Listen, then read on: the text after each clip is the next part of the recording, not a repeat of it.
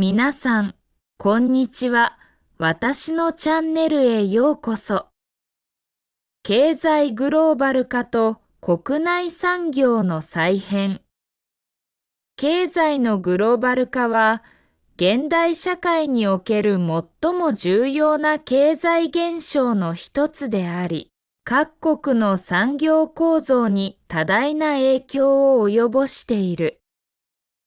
国際的な貿易や投資の自由化が進展する中、多国籍企業の活動が活発化し、各国経済の相互依存度が飛躍的に高まっている。このような環境の変化に伴い、国内産業の競争力を維持、向上させるためには、産業の再編が不可欠となっている。特に技術革新やデジタル化の進展により、従来の産業構造が大きく変容し、新たな成長分野へのシフトが求められている。企業は競争力を強化するために事業の再編や生産拠点の最適化を図り、国家レベルでも産業政策の見直しが進められている。経済グローバル化の進行は、国内産業に対して様々な影響を及ぼしている。国際競争の激化により、企業はコスト削減や生産性向上のために、事業の再構築を迫られている。特に製造業においては、生産拠点の海外移転が進み、低コスト労働力を求めて新興国への展開が加速している。その結果、国内の雇用環境に変化が生じ、労働市場の流動化が進むとともに、産業構造の転換が求められている。一方で、グローバル市場の拡大により、国内企業が海外市場へ進出する機会も増えており、国際的な競争力を持つ企業が新たな成長の機会を得ることが可能となっている。こうした流れの中で、国内の中小企業はより厳しい競争環境に置かれ、大企業と比較して資本力や技術力において劣るため、生き残りをかけた戦略の再構築が求められている。特に日本国内では、伝統産業や地方の中小企業がグローバル化の波に対応するのが難しく、新たな市場の開拓や差別化戦略が不可欠となっている。例えば、高付加価値製品の開発や地域資源を活用した観光産業との融合など、新たなビジネスモデルの構築が求められている。また、デジタル技術の革新が産業再編を加速させている。人工知能、ビッグデータ、クラウドコンピューティング、もののインターネットなどの新技術が産業全体に浸透し、企業のビジネスモデルが大きく変化している。特に製造業ではスマート工場の導入が進み、生産プロセスの自動化や効率化が加速している。これにより、生産コストの削減だけでなく、高精度な品質管理や柔軟な生産体制の確立が可能となり、グローバル市場での競争力を高める要因となっている。また、小売業や金融業においても、デジタルプラットフォームの活用が進み、消費者の行動変化に対応した新たなビジネス戦略が求められている。このような技術革新に対応するため、企業は新たなスキルを持つ人材の確保や研究開発への投資を強化する必要がある。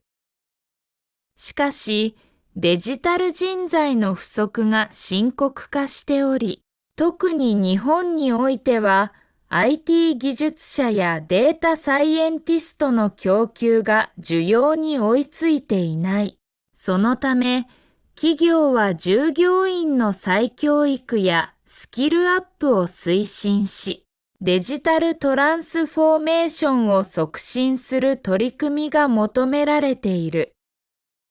また、海外の高度人材を積極的に受け入れることも一つの解決策となる。政府もこうした動きを支援し、留学生の受け入れ拡大や外国人労働者の雇用制度の整備を進めている。さらに、大学や研究機関との産学連携を強化し、新技術の開発や実用化を加速させることも重要な課題となっている。加えて、デジタル化の進展は、企業の働き方にも大きな変化をもたらしている。リモートワークやオンライン会議の普及により、従来のオフィス中心の働き方から柔軟な労働環境への移行が進んでいる。この変化は、特にグローバル企業にとって大きなメリットをもたらし、世界中の人材と連携しながら業務を遂行する新たなスタイルが確立されつつある。一方で、デジタル格差の問題も浮上しており、企業の規模や業種によってテクノロジーの活用度に差が生じている。中小企業や地方の企業がデジタル化の波に適応できるよう、政府や自治体が積極的に支援することが不可欠となっている。国内産業の再編は、単に企業レベルの対応にとどまらず、政府の産業政策とも密接に関係している。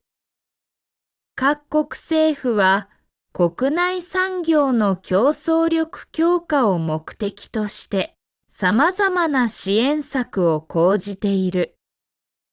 例えば、先端技術分野への投資促進策や、スタートアップ企業の育成支援が挙げられる。特に AI や量子コンピューター、バイオテクノロジーなどの最先端技術分野は国際競争が激化しており、国家の産業戦略として重点的な支援が求められている。また、環境問題への対応が求められる中で、グリーンエネルギー産業の振興やカーボンニュートラルの実現に向けた産業構造の転換も重要な課題となっている。再生可能エネルギーの導入拡大や電気自動車の普及促進、エネルギー効率の高いインフラ整備など、政府と企業が連携して取り組むべき分野は多岐にわたる。特に日本においては、少子高齢化の進行に伴い、労働力不足が深刻化しており、労働市場改革や生産性向上のための政策が求められている。具体的には、外国人労働者の受け入れ拡大や、女性や高齢者の労働参加の促進、さらには自動化技術の活用による生産性向上が今後の重要な施策となるだろう。さらに、サプライチェーンの変革も産業再編の大きな要素となっている。近年の国際情勢の変化やパンデミックの影響により、サプライチェーンの脆弱性が露呈し、各国で生産拠点の見直しが進んでいる。特に半導体や医薬品、レアアースなどの重要な部品や原材料の供給網を確保するために、国内回帰や生産拠点の分散化が進められている。日本企業もリスク分散の観点から国内生産の強化や友好国との経済連携を通じた供給網の安定化を図っている。特に経済連携協定や包括的及び先進的環太平洋パートナーシップ協定を活用し、信頼できる貿易パートナーとの協力を深めることが重要となっている。こうした動きは、経済安全保障の観点からも重要であり、産業政策と連携した包括的な戦略が求められる。